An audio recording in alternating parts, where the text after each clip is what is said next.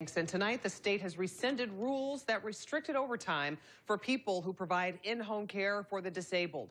When the no overtime policy went into effect in May, Governor Bruce Rauner's administration said the state could not afford the extra money to comply with a federal government ruling requiring overtime to be paid at time and a half.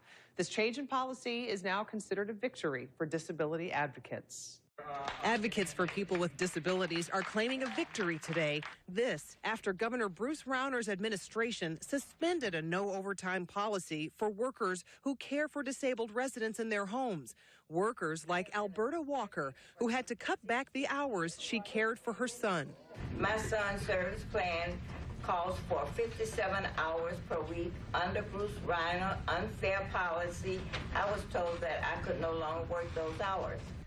SEIU, the union that represents home care workers, was prepared to file this class action lawsuit today against the state Human Services Department, seeking an injunction to stop the no overtime policy. We are calling on him to permanently rescind overtime caps on personal assistants to ensure that they continue to do the job that people with disabilities have hired them to do.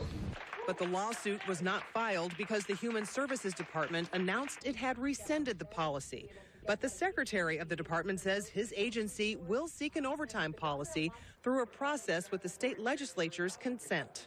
We believe it's the right policy. It protects our most vulnerable residents, but it also creates jobs and saves taxpayers' dollars. Under the no overtime policy, which took effect May 1st, workers were limited to 40 hours a week. Violating the policy 3 times could result in the loss of a license, which has outraged home care recipients. Why should my personal assistant get penalized by receiving a warning letter? The SEIU says more than 2,200 home care workers were disciplined the past few months for working more than 40 hours a week.